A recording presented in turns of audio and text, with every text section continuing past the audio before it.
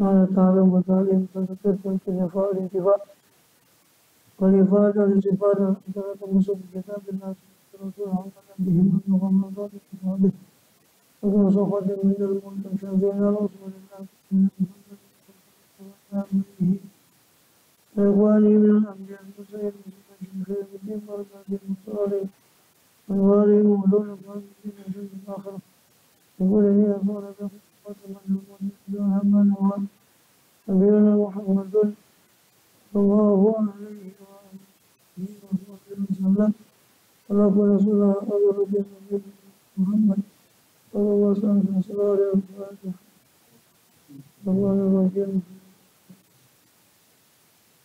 الحمد لله رب العالمين إياك نعبد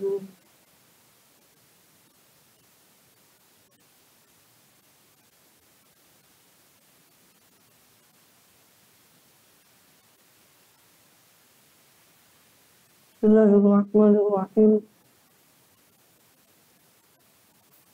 الحمد لله رب العالمين وبه نستعين على أمور الدنيا والدين وصلى الله وسلم على أشرف الأنبياء والمرسلين سيدنا نبينا حبيبنا شفيعنا وقرة أعيننا محمد وعلى آله وصحبه أجمعين وعلى جميع التابعين لهم بإحسان إلى يوم الدين وعلينا معهم وفيهم برحمتك يا أرحم الراحمين أما بعد سبحانك لا علم لنا إلا ما علمتنا إنك أنت العليم الحكيم رب اشرح لي صدري ويسر لي أمري واحلل عقدة من لساني يفقهوا قولي آمين والحمد لله.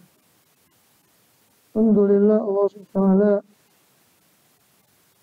masih berkenan melimpahkan nikmat karunia bagi kita semua, bil khusus nikmatul iman Islam dan sehat walafiat, hingga dengan itu kita masih diizinkan oleh Allah SWT untuk melakukan segala aktivitas kegiatan kita bil khusus dalam rangka menunaikan tugas utama kita dalam kehidupan dunia ini, yang beribadah kepada Allah SWT. Kemudian kita masih melanjutkan di pembahasan lalu dari kitab Jawahirul Quran dari Imam Abu Hamid Muhammad bin Muhammad Al-Ghazali Al-Qusi rahimahullah radhiyallahu anhu. Terakhir masih di dalam rangkaian ayat-ayat Durarul Quran pada surah Ali Imran. Terakhir yang sudah kita bahas ayat 145 ya. Pemakan nafsin antamuta nabiyana. Sekarang wabima rahmatin minallahi lintalahum. Di ayat 159 pada surat Ali Imran. Yang mana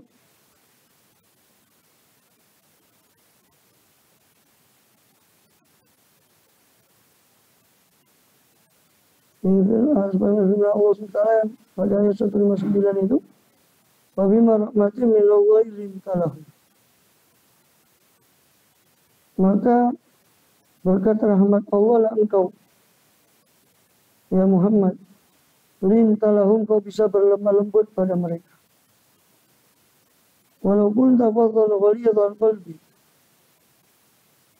sekiranya engkau bersikap keras dan berhati kasar, ghalidhal qalbi, lan faddu min haulik, pastilah mereka akan menjauh dari sekitarmu.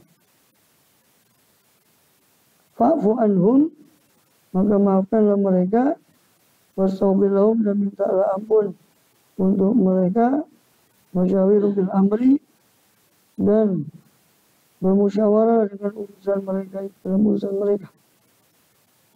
Maka azam tak bertawakal Allah. Maka jika kau sudah berazam, sudah membulatkan tekad, maka tawakallah, berserahlah kepada Allah Ta'ala. Innallaha yuhibbul mutawakkilin, sesungguhnya Allah suka orang-orang yang tawakal.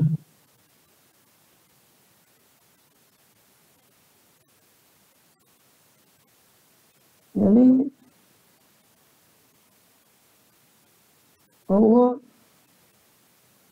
mengajak bicara Rasul SAW dan umatnya. Ini mengungkit, mengajak bicara pada Rasul SAW dengan mengungkit atas beliau dan atas umatnya karena rahmat Allah yang dengan itulah Allah lembutkan hati beliau SAW kepada umatnya dan mengikuti perintahnya. Wabima rahmatan min Allah linta lahum. Maka hanya dengan rahmat dari Allah lah linta lahum engkau berlemah lembut pada mereka. Jadi bisa bersabar untuk menghadapi mereka. Tidak terburu-buru. Kita lemah lembut. Ya lana ya linun yani lemah lembut. Linta lahum. Dengan itulah kau berlemah lembut. Dengan rahmat Allah itulah kau bisa berlemah lembut pada mereka. Ini ketika perang Uhud, mereka berselisih pendapat tentang menyongsong musuh di luar kota Madinah, ataukah mempertahankan kota Madinah, membiarkan musuh menyerang kota Madinah, kemudian membuat pertahanan dari dalam. Bertahan di dalam. Ini mana yang mau dilaksanakan daripada strategi perang itu. Maka dari itu nanti di situ ada kalimat wasyawirhum fil amri. Jadi kau musyawarahlah kepada mereka dalam perkara mereka.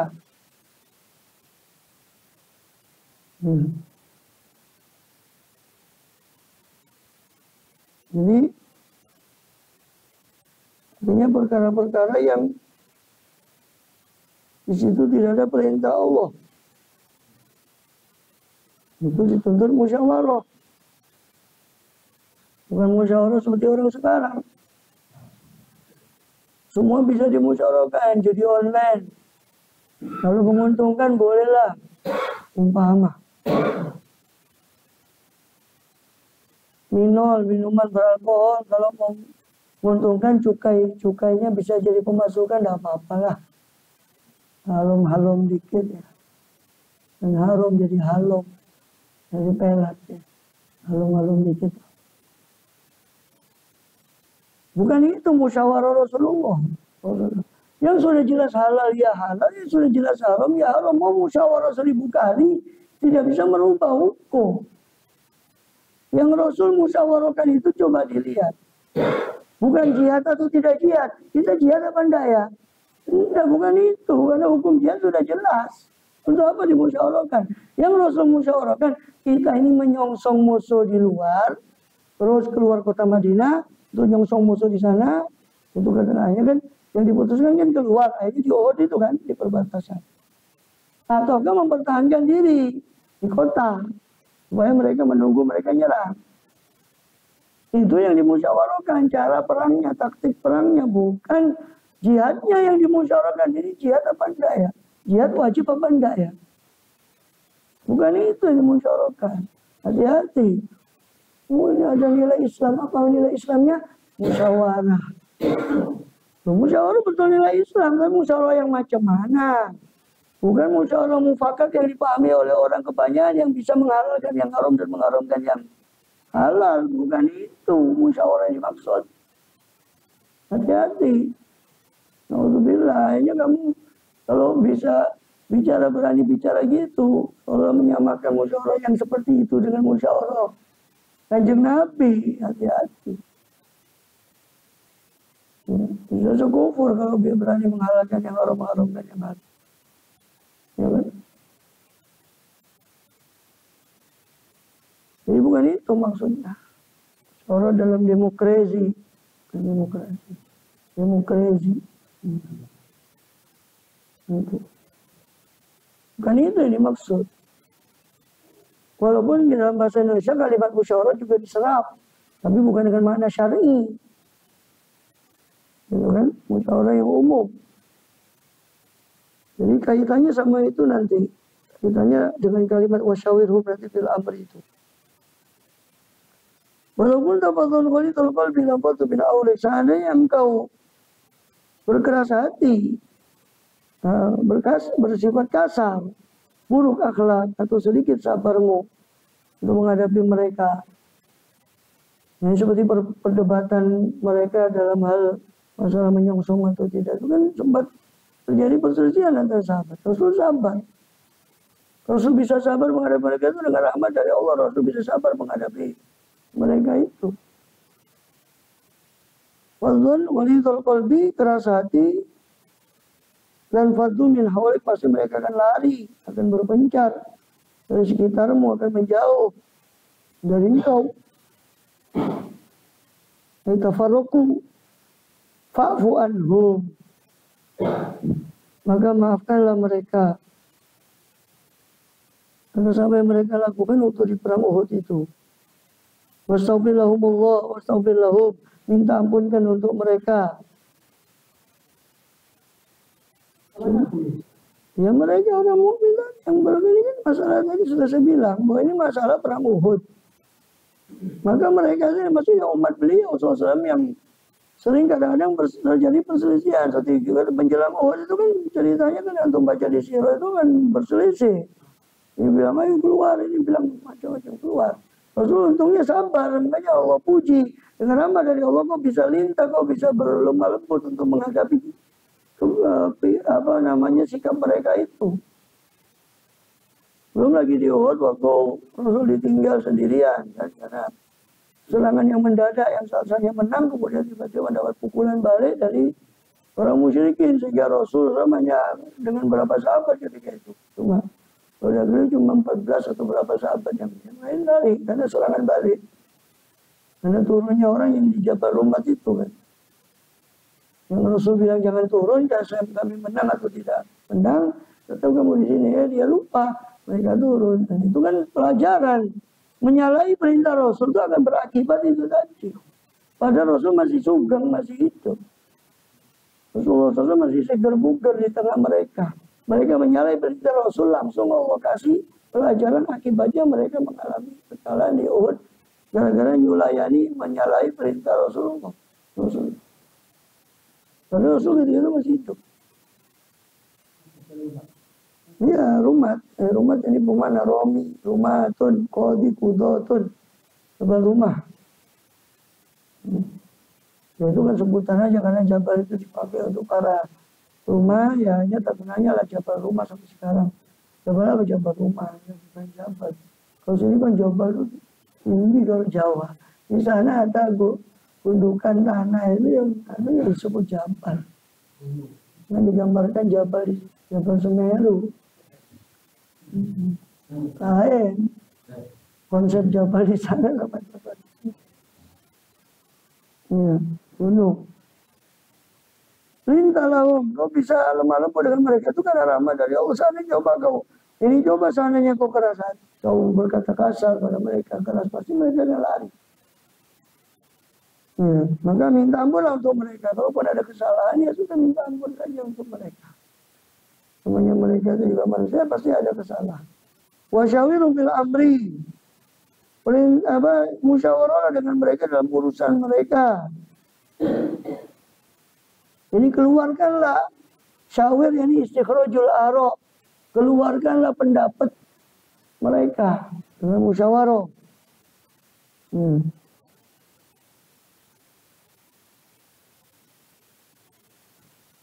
Kemudian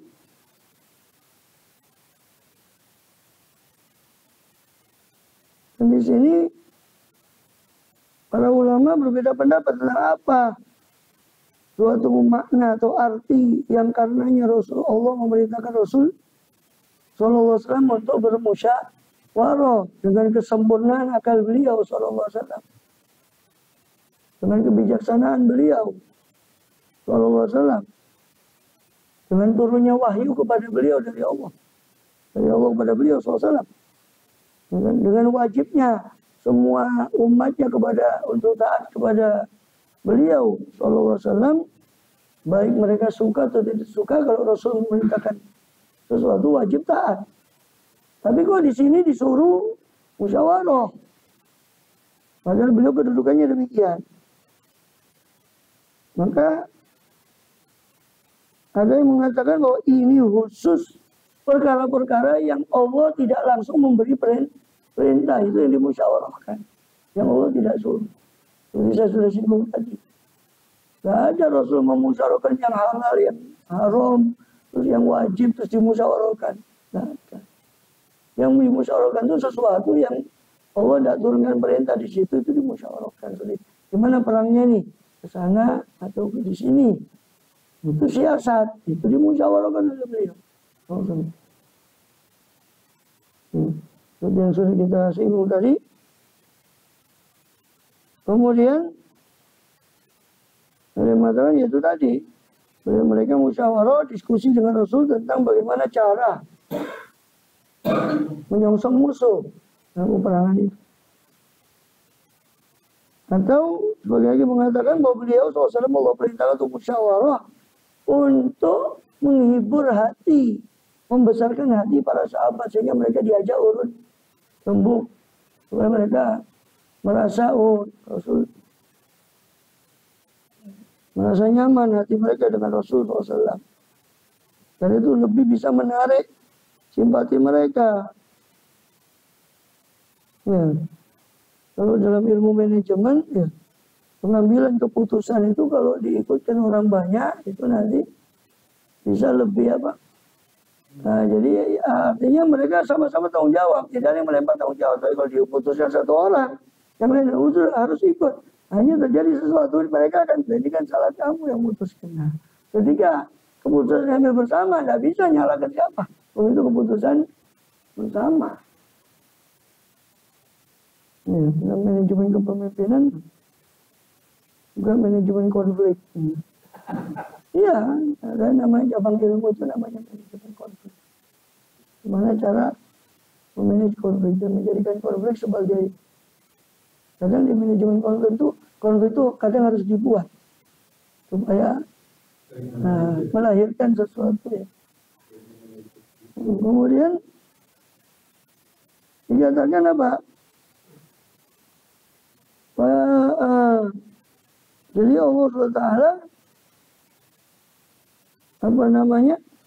ada yang mengatakan, Imam Hasan Basri mengatakan Allah sudah tahu Rasul itu sebetulnya tidak butuh musyawarah, tapi karena beliau itu suatu hasanah supaya orang yang Rasul SAW punya kesempurnaan, beliau SAW orang setelahnya dan butuh kepada musyawarah, sehingga dicontohkan dulu oleh Rasul ini loh, Rasul saja SAW musyawarah, bagaimana kalian kok tidak? Seolah begitu. Ya, Imam Hasan Basri mengatakan begitu. Untuk contoh, kalaupun beliau tidak butuh sebetulnya musyawarah, karena kesempurnaan fatwana, ya fatwana sifat kecerdasan beliau SAW. Nah, sebagai Nabi kan wajib bersifat fatwana, cerdas. Kemudian maka dikatakan dari Siti Aisyah radhiyallahu anha, oleh Abu Thawr As-Silafi meriwayatkan dari Siti Aisyah dengan sanadnya, Siti Aisyah radhiyallahu anha qalat ma ra'aitu rajulan aktsara istisyaratan lirijal min Rasulillah SAW. Saya tidak melihat satu orang yang lebih banyak istisyarah, mengambil pendapat musyawarah dengan orang lain melebihi dari Rasulullah SAW. Dan itu dibuktikan dengan perilaku para sahabat setelah beliau, para khalifah beliau, Abu Bakar, Umar, Utsman. Salah satu yang menjadi juru musyawarah mereka adalah Sayyidina Ali yang diangkat mulai dari zaman Abu Bakar Siddiq itu mengangkat Sayyidina Ali sebagai di antara yang dimusyawarahi. Sayyidina Umar juga begitu. Maka dikatakan seperti di Bukhari itu dikatakan bahwa ahlul ilmi itu, ahli ilmu itu adalah ahli musyawarahnya Umar bin Khattab. Kuhulan kanu subbanan, baik sudah setengah umur ataupun yang masih muda, pokoknya dia ahli ilmu sama Sayyidina Umar Nggak peduli dia masih muda atau pokoknya ahli ilmu, orang bijaksana diajak oleh Umar sebagai ahli masyurat, ahli surat Umar itu. Radhiyallahu majma'in. Nah kemudian wa idza azamta fatawakkal 'ala Allah. Kalau kamu sudah berazam, maka tawakallah kepada Allah Taala. Kamu sudah berazam, tawakallah kepada Allah Subhanahu wa Ta'ala.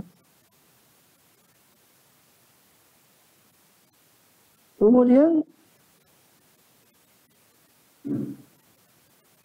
Bagus dapat Fatim bin Haulik. Juga diriwayatkan di hadisnya Abdullah bin Amr bin As. Juga diriwayatkan oleh Imam Bukhari juga di sahihnya. Wa innahu sosam la yusuful ba'di. Abi ba'di wasfihi.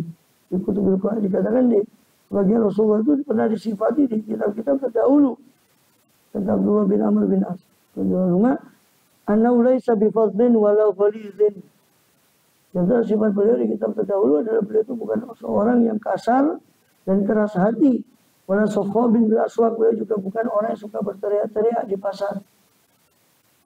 La jadi saya bisa ya, beliau tidak membalas keburukan dengan keburukan. Walakin ya'fu wa yasfah, akan tapi beliau itu memaafkan dan legowo, legawa, berlapang dada. Beliau SAW. Kemudian bahkan di riwayat yang lain dari Aisyah radhiyallahu anha, inna wa amarani bi mudaratin nas kama amara bi iqamatil faraid. Allah itu menyuruh saya untuk mudaratun nas, pandai bergaul di antara manusia, seperti Allah menyuruh saya dengan menegakkan kefarduan, menegakkan sholat fardu atau kefarduan dari Allah SWT. Fa'fu anhum wasawbilahum washkurilhum bil amri.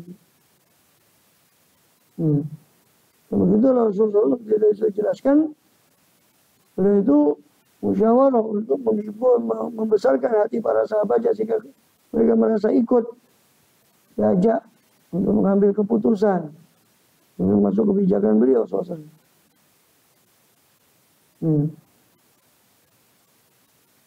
Kemudian juga pernah beliau musyawarah di Badar untuk mengadang kafilah. Atau kan Badar itu ada dua pilihan, karena ceritanya di Badar itu ada kafilah dagang Quraisy yang pulang ke Makkah mau dihadang. Kenapa dihadang? Karena memang banyak harta kaum muhajirin itu dirampas oleh orang-orang Quraisy, digunakan untuk berdagang karena orangnya hijrah, hartanya diambil sama orang. Maka di situ kafilah dagang Quraisy mau dihadang ketika itu kan terjadi peristiwa Badar itu karena sebab itu. Akhirnya melihat kok ada gelagat mau dihadang itu cepat-cepat. Untuk itu Abu Sufyan atau yang lain itu menyuruh orang untuk pergi ke Mekah untuk memberitahu orang Mekah. Sehingga datang dengan pasukan. Sehingga ada dua, sudah ada kafilah dagang yang minim persenjataan, ada pasukan yang bersenjata lengkap. Bersenjata lengkap. Fa'ija'idukumullah ihdat ta'ifataini anna halakum wa tawaduna anna ghayra dhati syaukati takunu lakum. Ingatlah ketika Allah di surah Al-Anfal. Ingatlah ketika Allah menjanjikan kepada kalian ihdat ta'ifataini, salah satu dari dua kelompok ini. Itu kafilah dagang dengan pasukan Quraisy. Yang satu wa tawaduna anna ghayra dhati syaukati takunu lakum, dan kalian berkeinginan untuk bawa ghayra dhati syaukah, ta'ifah, kelompok yang tidak memiliki kekuatan senjata, yaitu kafilah dagang yang minim persenjataan, itu kalian ingin untuk kalian, itu yang untuk kalian, bukan menghadapi pasukan senjata. Tapi Allah berkeinginan lain. Malah yang diumpamakan sama Allah Ta'ala, malah yang pasukan Badar itu. Pasukan apa? Kafir Quraisy yang melengkapi. Untuk itu Rasul musyawarah. Ini bagaimana? Mendengar orang Quraisy sudah bergerak, pasukannya tadi, setelah ada orang yang mengasih tahu bahwa ini mau dihadang, bergerak pasukannya dengan senjata lengkap 1000 orang. Yang satu kafilah dagang, yang minim bersenjata, paling dia hanya bawa pedang, senjata seadanya dan sebagainya. Musyawarah Rasul, ini mana ini? Mau kemana kita? Menyerang ke sana, itu. Maka semua kebanyakan sahabat memberi saran, musyawarah ke kafilah dagang. Yang Allah berkata lain. Hanya mereka bertemu dengan pasukan dagang itu apakah mereka tahu dan cari jalan lain sehingga mereka malah bertemu dengan pasukan itu yang lebih Quraisy yang lengkap tadi. Akhirnya terjadilah perang Badar. Ya. Lihat Allah amron kana maf'ul. Itu supaya Allah memutuskan suatu perkara yang memang sudah Allah tentukan sebelumnya.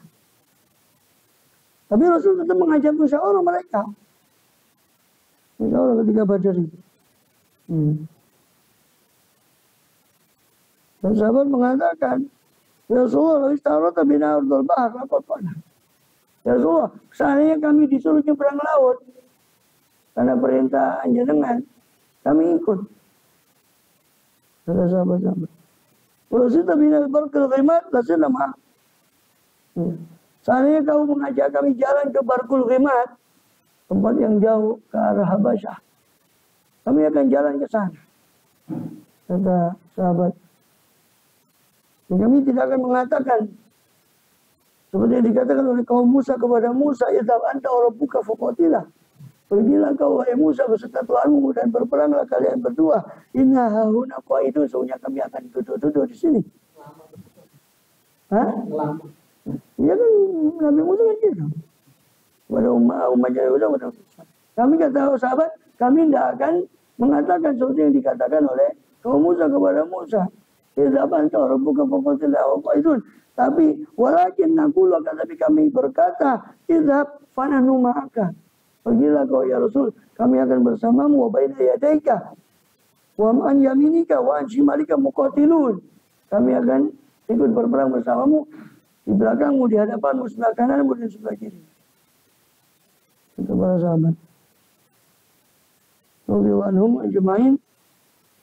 Nafa'ana bihim. Kemudian beliau juga musyawarah tadi seperti yang di Uhud tadi sudah kita singgung. Beliau juga pernah musyawarah untuk musolahah sebelum perang Khandaq terjadi. Tapi ternyata ditolak oleh dua tokoh Ansor. Tetap mereka ingin menghadapi Ahzab. Itu orang kafir Quraisy yang sudah gandeng beberapa kabilah-kabilah kafir untuk menyerang Rasulullah di perang Ahzab atau perang Khandaq itu. Juga sebelumnya pernah musyawarah Rasulullah dengan para sahabat sebelum perang Khandaq. Juga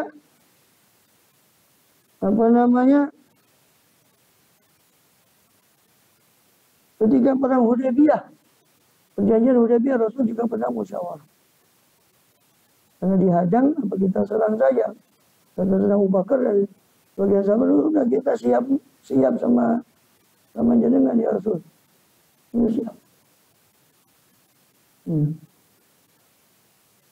Kata sebagian justru saya kemudian kita itu Abu Bakar Siddiq malah menandakan bahwa kita ini datang bukan untuk perang.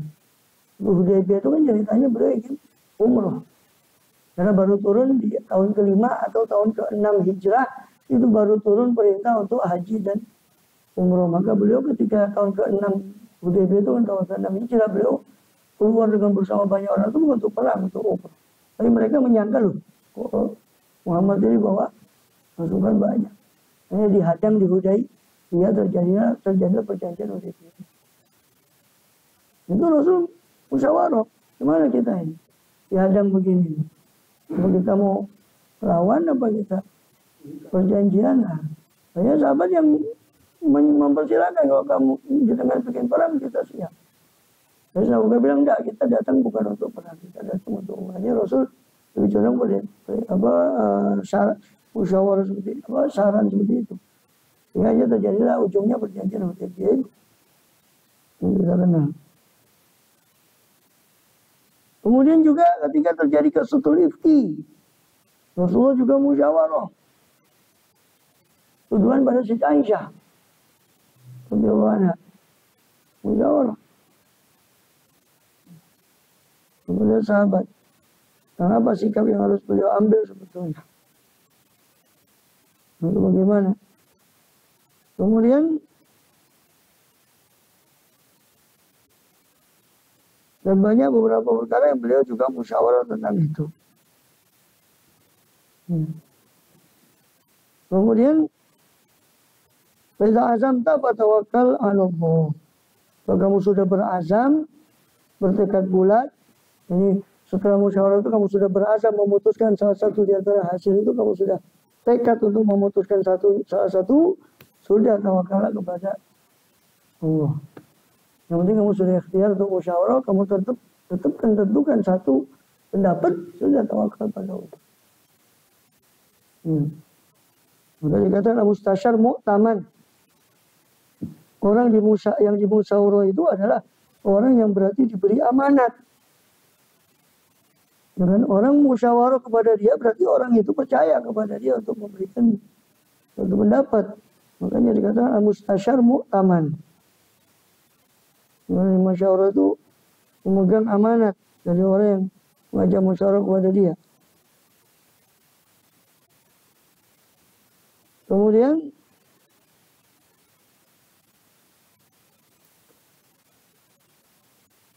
Rasulullah kata, "Jika tasyara ahadukum akhahu fal yushir alaih." Kalau seorang saudara kalian itu minta pendapat pada kalian, silakan kau berikan dia pendapatmu. Pada azamta wa tawakkal 'ala Allah. Jika kau sudah berazam, maka tawakallah kepada Allah, berserah diri kepada Allah. Jika kau sudah membulatkan tekad atas satu hasil, tawakallah kepada Allah. Innallaha yuhibbul mutawakkilin. Punya Allah suka orang-orang yang bertawakal. Hasil itu punya sikap. Iya, tekad. Sudah punya tekad, silakan. Di situ kalau di Uhud itu lanjutannya kan akhirnya Rasul sudah memutuskan bahwa beliau menyongsong pasukan di Uhud di luar kota Madinah, bukan di dalam kota. Setelah hasil musyawarah.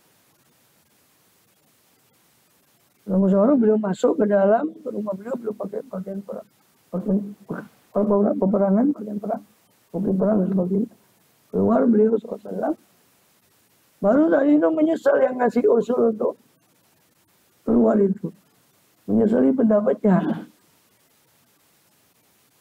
Dan kemudian makanya turun azab Daud. Pantang bagi, kata Rasulullah, pantang bagi seorang nabi ketika dia sudah labisa matahu, dia sudah memakai baju perangnya untuk mengurungkan dia. Sampai ngasih anu itu dari tadi, kalau sudah sampai putus asa, Rasul berangkat. Rasul Uhud tadi itu. Mana ke Uhud atau ke di Madinah, hanya diputuskan di Uhud, menyongsong. Sudah Rasul bagian perang keluar, menyesal tadi yang ngasih pendapat itu untuk keluar. Minta di dalam kota. Sudah kata Rasul, tidak mungkin. Seorang Nabi kalau sudah memakai pakaian perangnya, dia sudah berazam, mungkin mengurungkan, pantang mundur. Kemudian itu ayat 109. Ke ayat 180, wala sabanna alladziina yaquluna.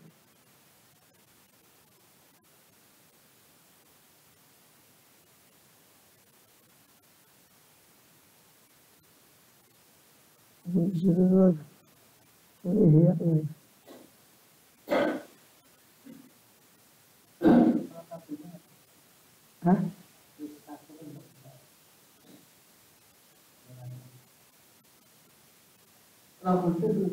Kalau perang tabung, enggak, musyawarah apa? Kondak itu. Kondak itu kan hasil usulannya Salman Al-Farisi yang dia pernah lihat di negeri saya, Rasul ada begini-begini. Diceritakan, akhirnya Rasul suruh, ya sudah kau buat coba. Maka kalau bahasa kita, kepala proyeknya itu Salman. Dan kepala proyeknya itu Salman Al-Farisi buat parit di sekeliling Madinah. Itu menghalau supaya gampang orang itu masuk. Itu Khandaq itu. Itu perang Ahzab tadi yang saya sebut. Ahzab itu nama lainnya Khandaq. Itu Khandaq karena strategi Rasulullah SAW di situ memakai parit. Itu strategi memang belum dikenal oleh orang Arab ketika itu. Nah, kemudian apa namanya itu perang Khandaq. Juga disebut perang Ahzab. Kenapa? Hizib-hizib. Karena Quraisy ketika itu mengajak kelompok-kelompok lain untuk sama-sama menyerang yang gampangnya yang sesama orang kafirnya yang punya dendam atau punya kebencian pada Islam sama-sama diajak. Maka ada kelompok kabilah-kabilah itu Sa'ad bin Bakar dan beberapa kabilah yang lain. Sehingga disebutlah dia Hizbun, disebutlah dia perang Ahzab. Karena di situ bergabung berapa kelompok. Makanya kan di surat Al-Ahzab itu ceritanya perang Ahzab itu. Perang Khandaq. Orang kafir. Iya, kufar banyak. Bahkan ketika itu komplot Yahudi yang ada di Madinah pun berkomplot dengan orang musyrik. Makanya setelah perang Uhud selesai, besoknya Rasulullah SAW selesai mau taruh baju perangnya dan meletakkan tombaknya. Jibril SAW datang. Ya Muhammad, atau harbah, apa kau mau taruh letakkan tombakmu? Sedangkan kami para malaikat belum meletakkan senjata kami. Qala ila aina, kata Rasul. Dan ditugaskan kemana lagi? Ila Bani Quraidah, kepada Yahudi Bani Quraidah yang sudah berkomplot dengan Ahzab itu tadi, mengepung mereka. Ini dikepung Bani Quraidah.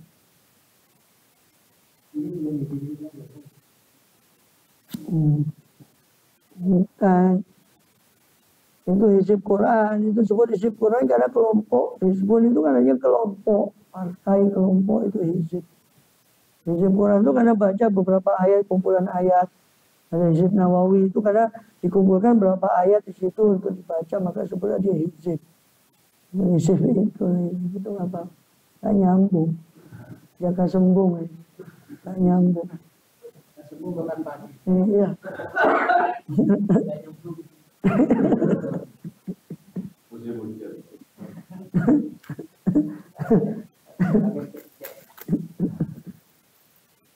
Allah alam bisawab. Iyanya